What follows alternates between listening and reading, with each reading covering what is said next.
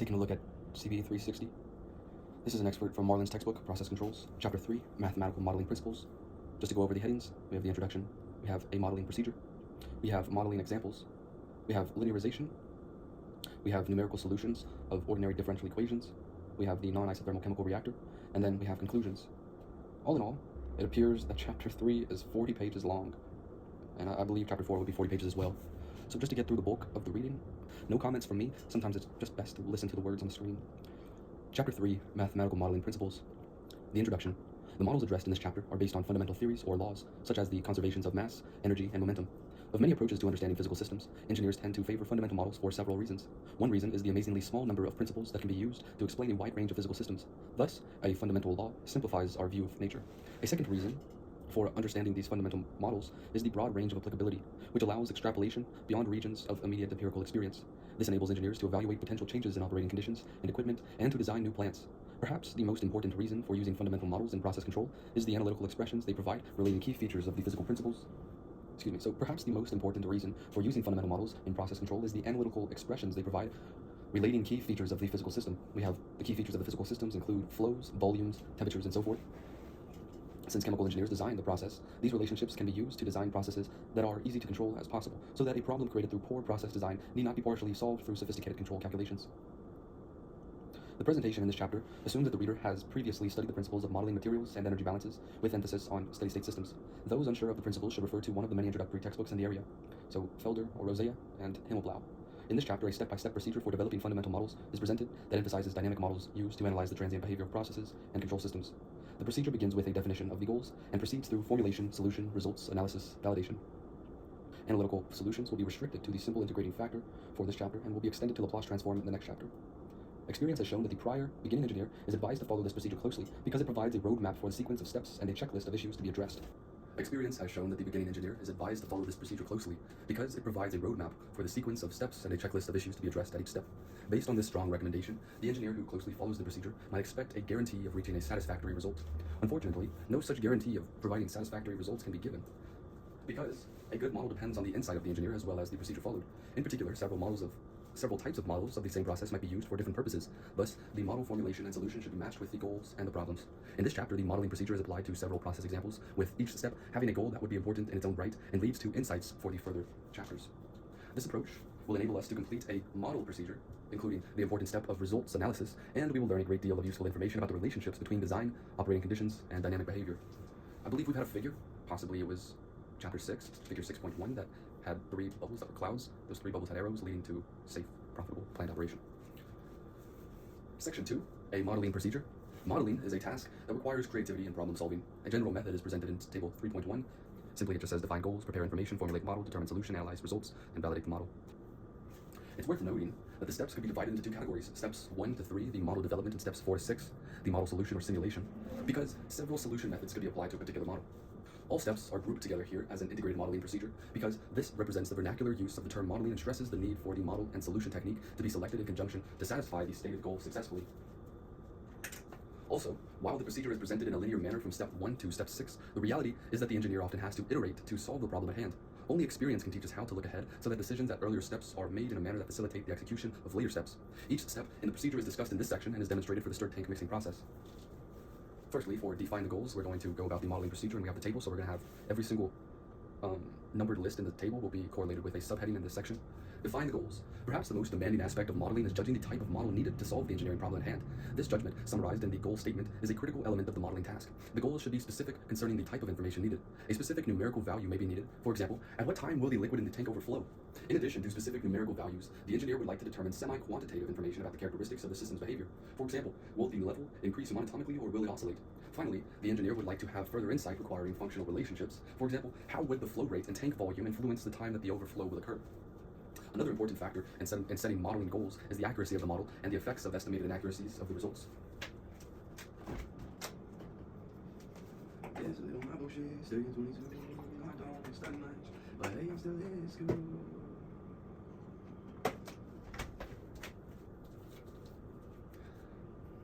So, Modeling and the accuracy of modeling, this factor, is perhaps not emphasized sufficiently in engineering education.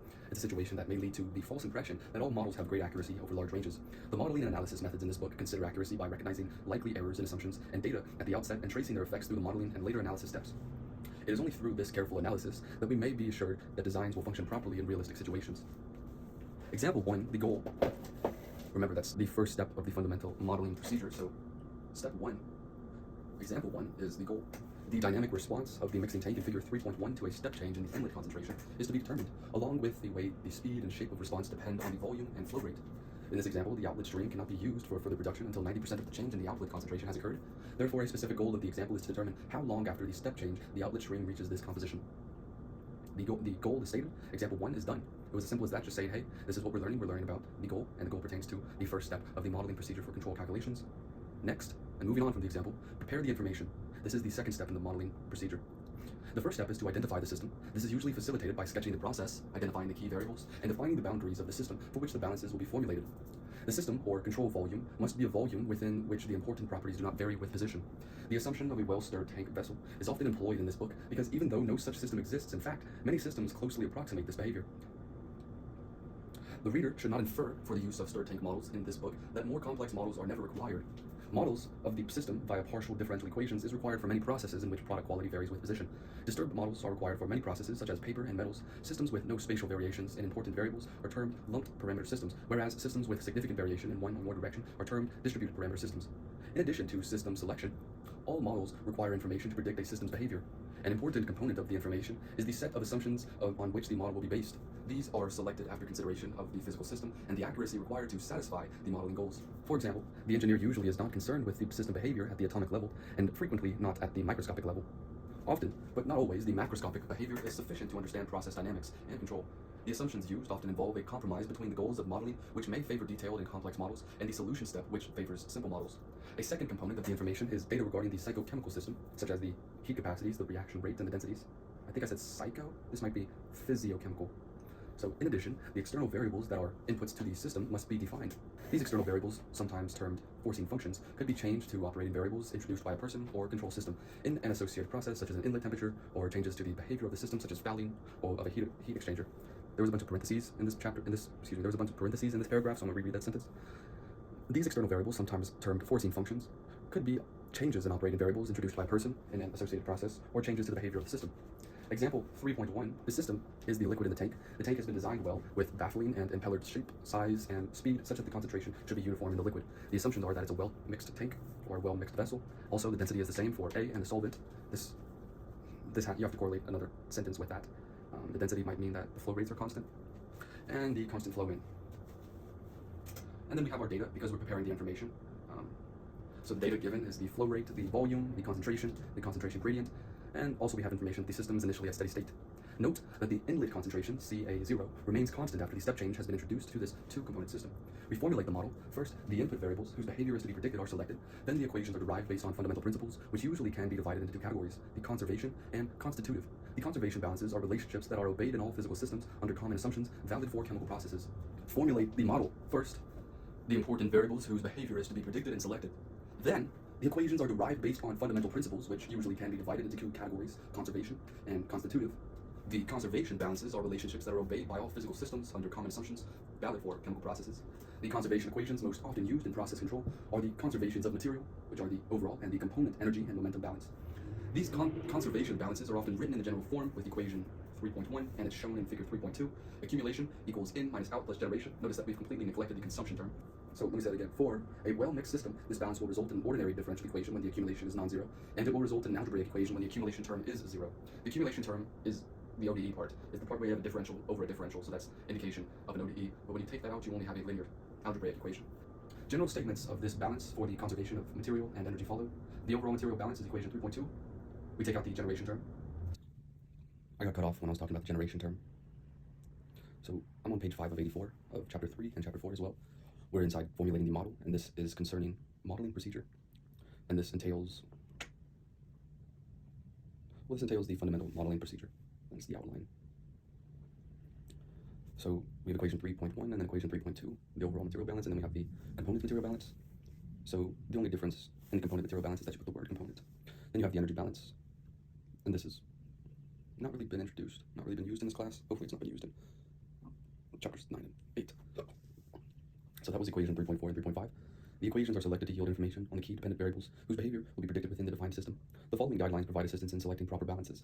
If the variable is total liquid in a tank or pressure in an enclosed gas-filled vessel, the material balance is appropriate. If the variable is concentration of a specific component, the component material balance is appropriate. And if the variable is temperature, and energy balance is appropriate. Naturally, the model may be developed to predict the behavior of several dependent variables, thus models involving several balances are common. In fact, the engineer should seek to predict the behavior of all important dependent variables using only fundamental balances. However, we often find that an insufficient number of balances exist to determine all variables.